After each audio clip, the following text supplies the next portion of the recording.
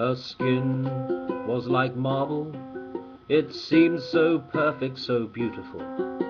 Suddenly he noticed what looked like a brown stain just below her buttocks. She seemed very embarrassed, so he offered her a wet wipe to clean up the stain. I usually get a rash on my skin whenever I use wet wipes, she told him, but they're fragrance-free and shouldn't give you a rash, he said. She smiled and said, thank you, you are very kind. That's okay, he replied, you are very lovely. Can I kiss you? No, she said, I haven't wiped myself properly. What about afterwards, he said. Not at the moment, she replied. Okay, he said. And they both went for a walk to the shops to buy some fragrance-free wet wipes together. And they both lived happily ever after, somewhere in Chiswick.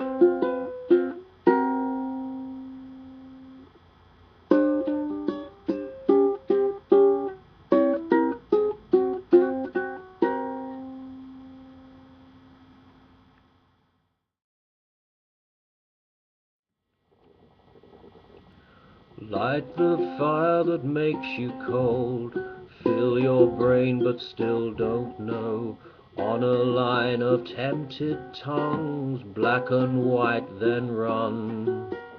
Step in shoes that walk away, play at God and cryptic ways.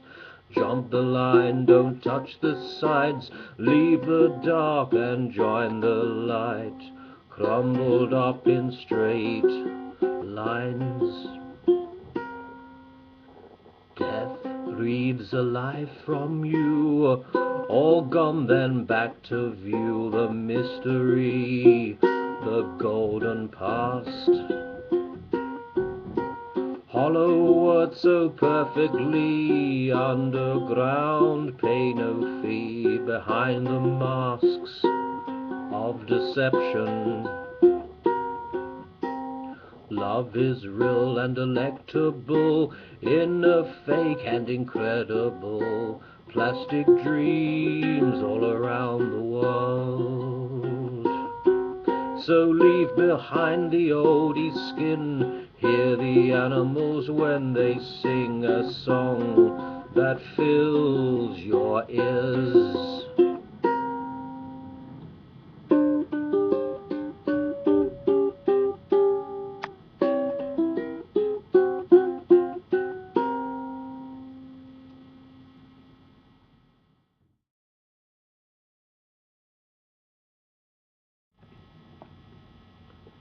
Teeth, teeth, teeth are good. They can bite into lettuce, they can bite into wood. Teeth, teeth, yes, teeth are good, with 32 at that. With teeth we can smile, with teeth we can grin. With teeth some people even whistle. Yes, teeth, teeth, teeth are good. They can bite into lettuce, they can bite into wood. Yes, teeth, teeth, teeth are good, with 32 at that.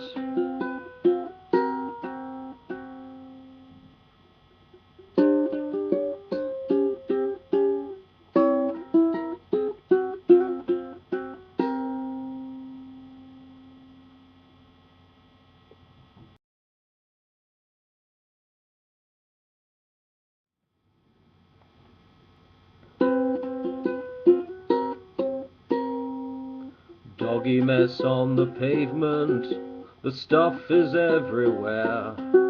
Be careful what you stand on, look, try and beware. At times when you're unlucky and you step upon that poo, and sometimes you don't realize that it's squelched beneath your shoe. You tread it in your home and halfway up the stairs, the carpet will need cleaning and the stench will drive you spare. You'll need to give your shoes a clean or dispense them in a bin. Air freshener can disguise the smell, but if it doesn't, it might make you sick. The owners of these needy dogs should clean up as they go. I wonder if it happens to them or just to people like me. It's not that I don't like dogs, I think they're very nice. It's only if I step in poo it makes me think twice. Yes, doggy mess on the pavement, the stuff is everywhere. So be careful what you stand on, look and try and beware. Yes, look and try and beware.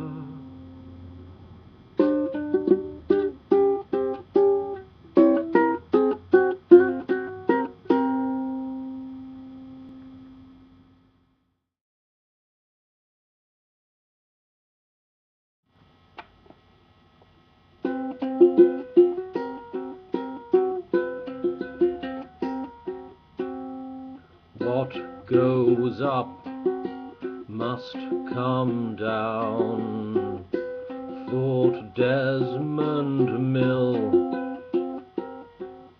So up he shot, straight to the top, then came back and landed on a man called Phil. Morris Piers was brought to tears when his horse came last in the National.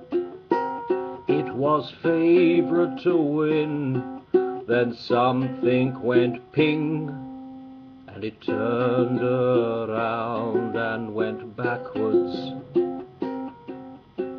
There was a man called Bevan who found himself in heaven. He knocked on the door and was told the ground floor, then was asked to come back at 7.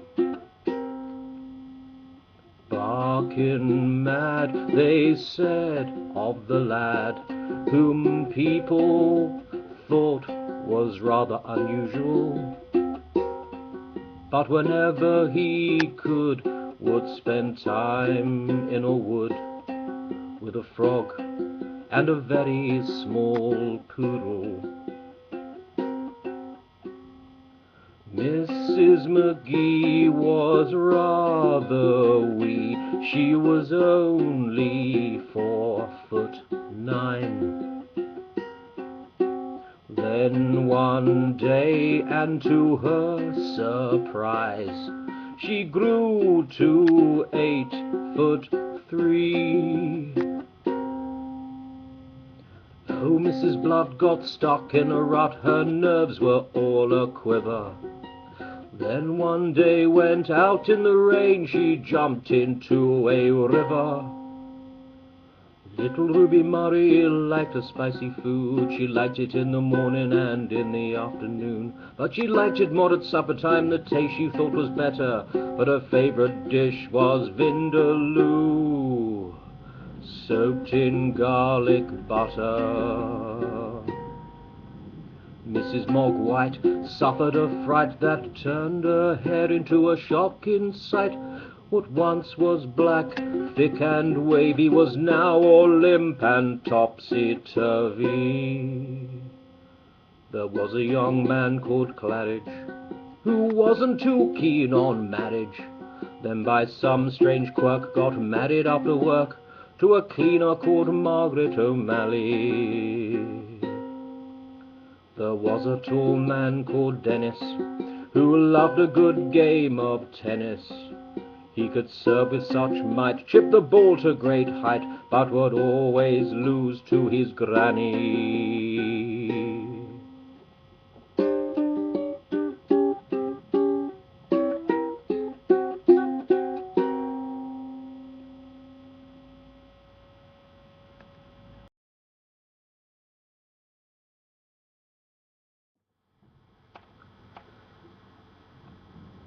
Once upon a time there was a little sausage called Percy. Percy enjoyed turning all kinds of things into meaningless and absurd nonsense. His moments of madness were never too far from home, and his favourite colour was charcoal brown, with a hint of bacon rind.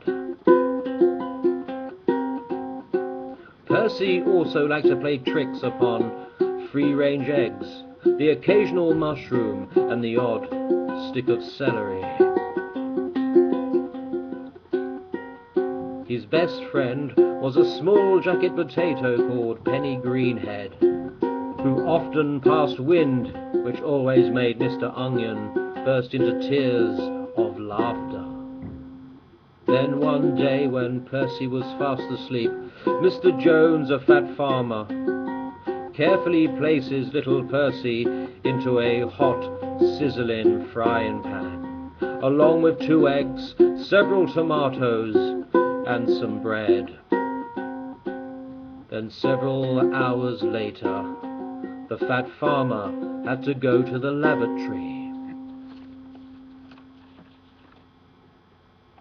where Percy manifest as a large piece of smelly bodily waste. Oh well, never mind. That's life, I guess.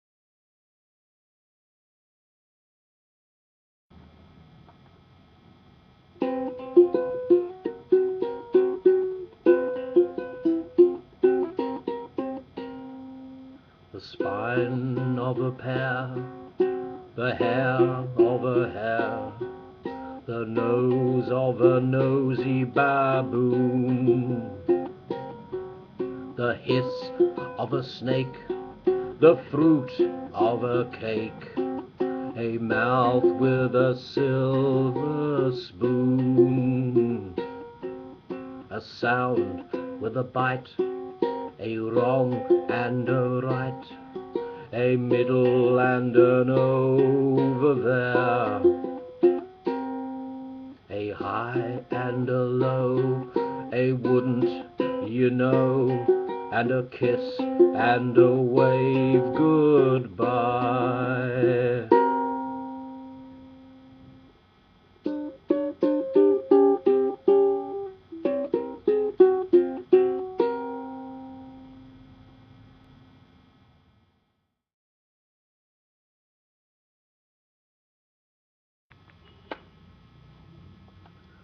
Let's have a shandy, said Randy. That would be handy, said Harry. But Randy wasn't really Randy, but Mandy and Harry seemed quite perplexed. Don't you mean vexed, said Randy, who, as you know, wasn't really Mandy. No, said Harry, that is Barry. So eventually, after such confusion, all 3 sat down together to drink some ice-cold shandy that resulted in a Randy, who was actually Mandy, to get a little Randy.